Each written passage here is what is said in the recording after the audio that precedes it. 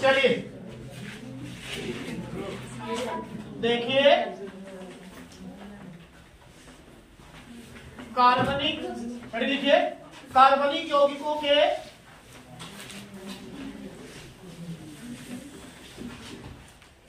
गुणधर्म।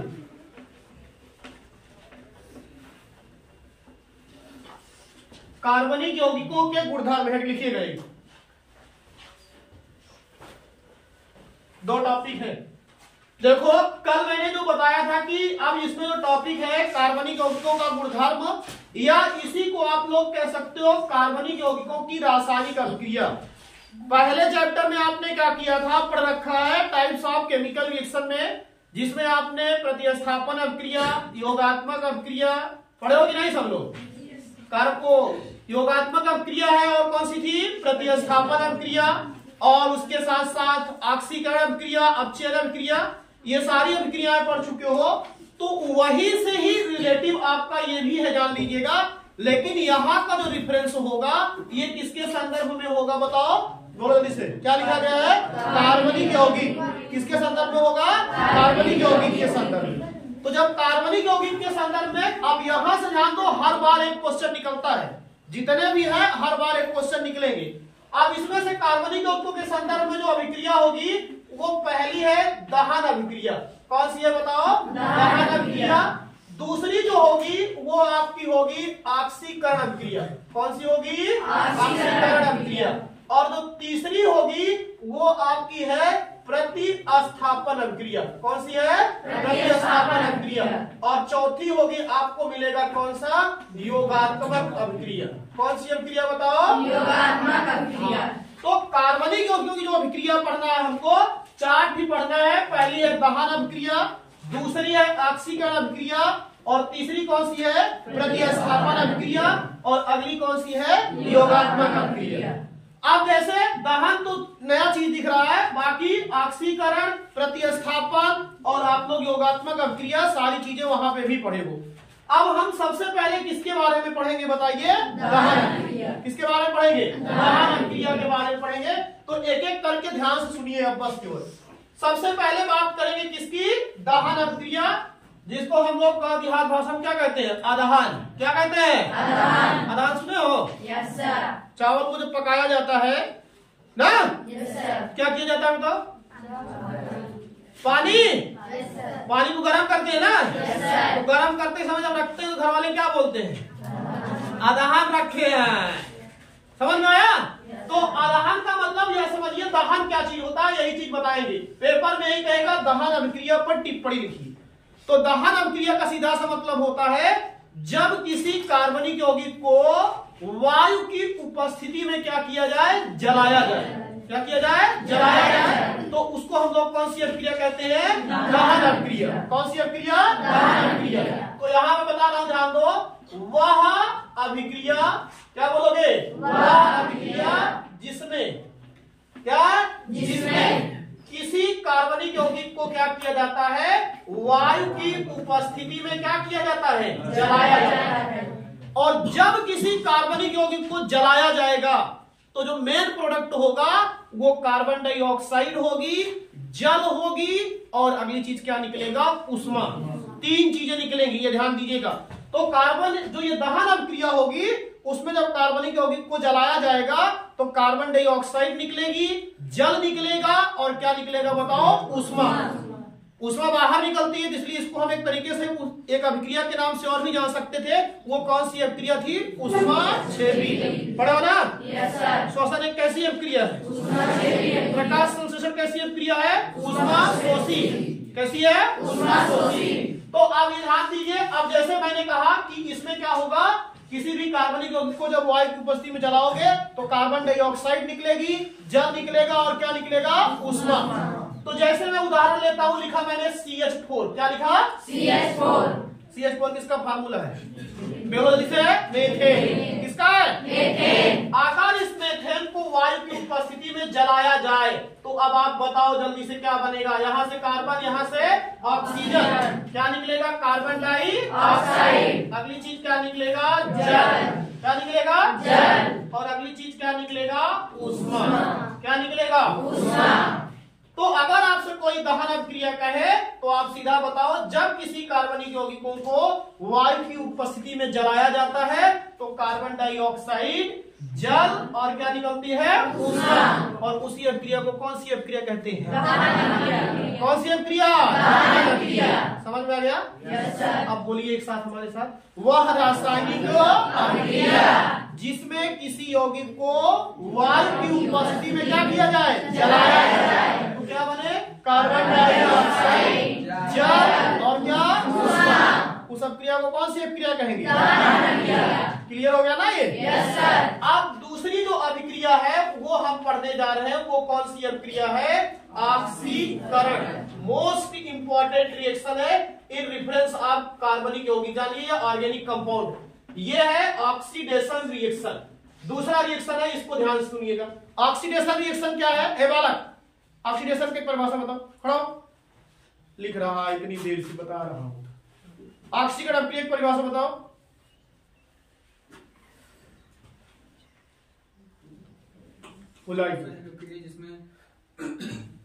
जिसमें ऑक्सीजन संयोग होता है सर, उसको ऑक्सीकरण कहते हैं। अपचयन क्या है?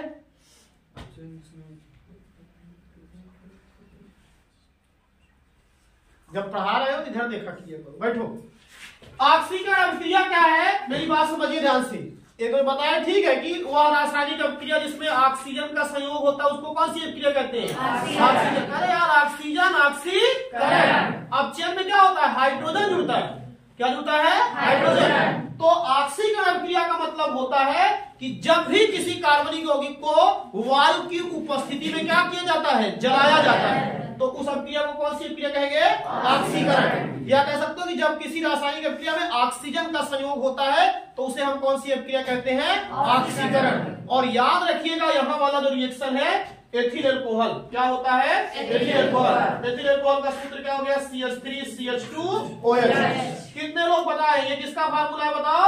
Ethyl alcohol. किसका? ये एथिल अल्कोहल। इसका आईपीएसी नेम बताओ जल्दी से सब लोग। क्या होगा? एथेनॉल। एक कार्बन, दो कार्बन एथेन, और जोड़ोगे क्या? आल ना? वो क्या जाएगा? एथेनॉल। क्या होगा?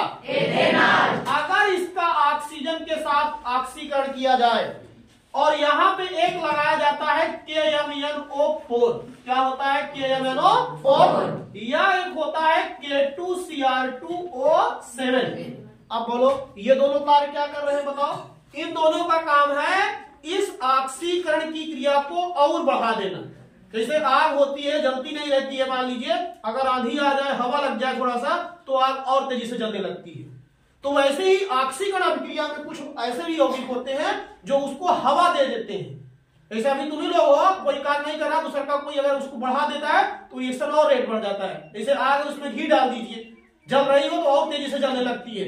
तो वैसे ये ऑक्सीकरण इसका हो रहा था, लेकिन ये जो KMnO4 है और K2Cr2O7 होता है, इसको ऑक्सीजन देने का काम करते हैं। और लो ऑक्सीजन, और लो, जल्दी जल्दी और ऑक्सीकरण करो, यही चीज है। तो एथेनॉल का अगर ऑक्सीकरण किया जाएगा और KMnO4 या K2Cr2O7 की उपस्थिति में, तो आपको बता दे रहे हैं यहां बनता है एसिटिक अम्ल।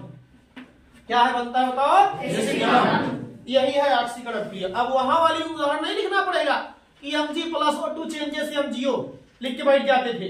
अब जब कार्बनिक यौगिक के रेफरेंस में पूछेगा तो ये आपको उदाहरण लिखना पड़ेगा कि एथिल अल्कोहल का KMnO4 की उपस्थिति में या K2Cr2O7 की उपस्थिति में ऑक्सीकरण करते हैं तो आपको मिलता क्या है बताओ? एसिटिक अम्ल। क्या मिलता है? एसिटिक अम्ल। अब इक्वेशन ये बैलेंस कर लीजिएगा। बैलेंस करोगे, देखो इधर 2 ऑक्सीजन है, यहाँ पे भी 2 ऑक्सीजन है। हाइड्रोजन देखो 3 2 5 5 1 6 और 3 1 4। इसका मतलब यहाँ एक चीज और निकलेगा। क्या निकलेगा? H2O। और जैसे ही H2O निकला, यहाँ पे ऑक्सीजन कितना कर दीजिए? 2। अगर इक्वेशन बैलेंस नहीं रहेगा तब भी मामला गड़बड़ है। इक्वेशन बैलेंस होना चाहिए, ये चीज अभी से ध्यान दीजिएगा। तो एथिल अल्कोहल का अगर ऑक्सीकरण किया जाता है इन प्रेजेंस ऑफ KMnO4 और K2Cr2O7 की उपस्थिति में, तो बनता क्या है? एसिटिक अम्ल। और ये कौन सी अभिक्रिया का उदाहरण है बताओ? ऑक्सीकरण। कौन सी अभिक्रिया? ऑक्सीकरण। ऑक्सीकरण। और तीसरी अभिक्रिया बता रहे हैं, ध्यान दीजिए, योगात्मक अभिक्रिया। कौन सी अभिक्रिया? योगात्मक अभिक्रिया। योगात्मक अभिक्रिया किसे कहते हैं बताओ जल्दी सब लोग? वह रासायनिक अभिक्रिया केवल एक उत्पाद का निर्माण, उसको कौन सी अभिक्रिया? योगात्मक अभिक्रिया। और अगर कार्बनिक यौगिकों की योगात्मक अभिक्रिया की जाती है, ध्यान सुनना, तो अगर वो ट्रिपल बॉन्ड है तो किसमें कन्वर्ट होगा? डबल बॉन्ड में। और अगर डबल बॉन्ड वाला तो किसमें कन्वर्ट होगा? Single bond. ये चीज हमेशा ध्यान दीजिएगा, योगात्मक अभिक्रिया। और इसका मैं उदाहरण आपको बता रहा हूं योगात्मक अभिक्रिया का। जैसे आप ले लीजिए एथिलीन। क्या ले लीजिए? एथिलीन। एथिलीन का सूत्र क्या होता है बताओ? CH2 double bond. आईपीएससी ने इसका क्या हुआ बताओ? एक कार्बन, दो कार्बन, क्या हुआ? एक। और डबल बॉन्ड का होता क्या है? ईन। तो हो क्या जाएगा? एथीन। अब अगर हम इसकी अभिक्रिया किसके साथ करा दें? हाइड्रोजन से। किससे करा दें? हाइड्रोजन से। और किसकी उपस्थिति में जानते हो? निकिल उत्प्रेरक की। किसकी उपस्थिति में? निकिल या प्लेटिनम उत्प्रेरक की उपस्थिति में। तो जो ये डबल बॉन्ड है, ये एक हाइड्रोजन ऊपर जाएगा और एक हाइड्रोजन कहाँ? नीचे। और बताओ ऊपर क्या हो जाएगा? जल्दी बोलो रसगुल्ला।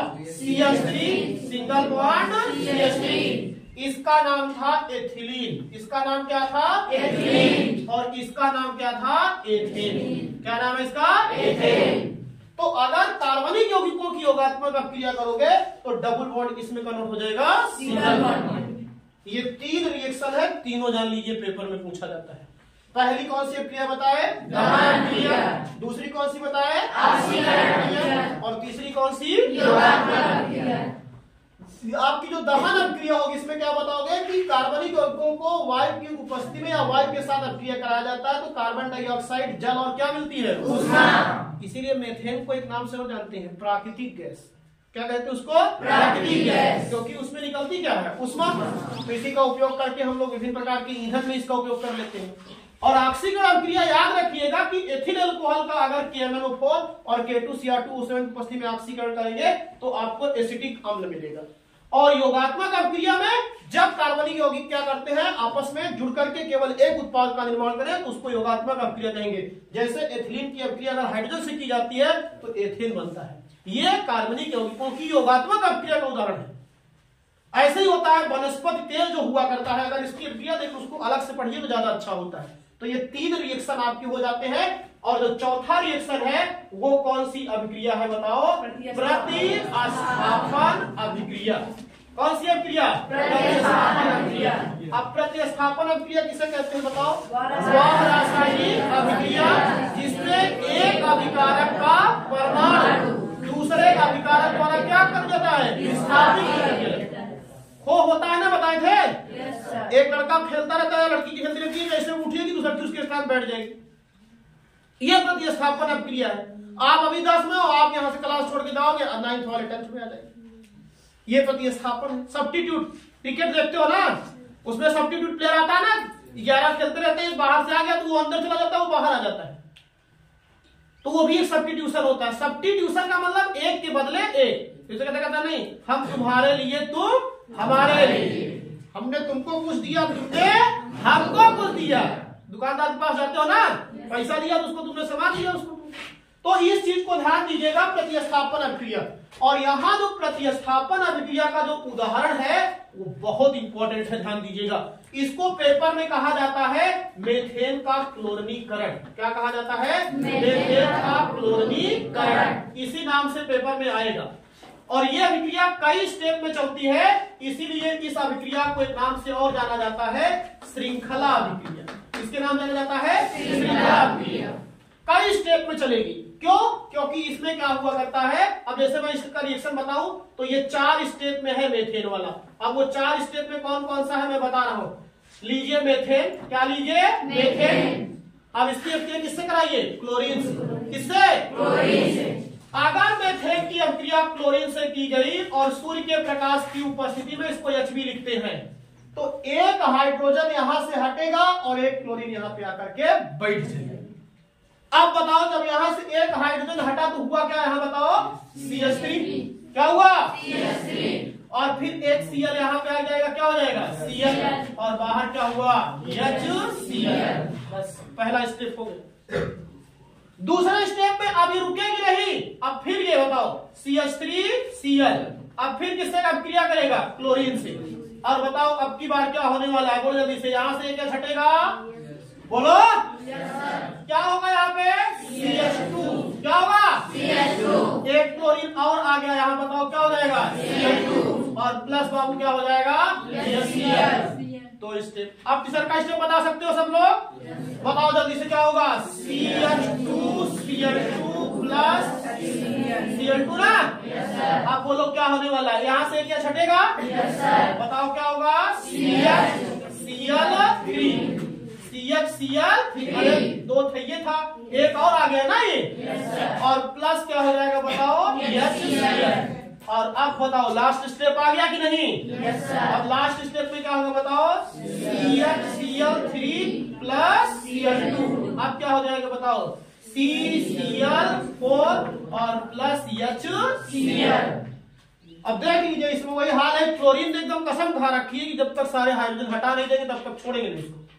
कहा होता है जब तक तोड़ेंगे नहीं तब तक छोड़ेंगे, ये जीतनराम मांझी वाला ना। तो आपको ये बता रहे, ध्यान दीजिएगा, ये CH4 और ये Cl2, तो ये आपका CH3Cl हुआ। एक एक करके देखिए हाइड्रोजन ने क्या किया, सभी क्लोरीन को क्या कर दिया, रिप्लेस कर दिया। इसीलिए कौन सी अभिक्रिया है बताओ, प्रतिस्थापन। अब बाबू इतना जान लो कि इस 4 रिएक्शन में से एग्जाम में आपके यहाँ हर साल आप अनसॉल्व्ड हल कराओगे, जब हल कराएंगे उसमें देखोगे कि हर बार ये पूछा जाता है और ज्यादा करके यही लिखना भी रहता है, कार्बनिक वाला ही ध्यान दीजिएगा।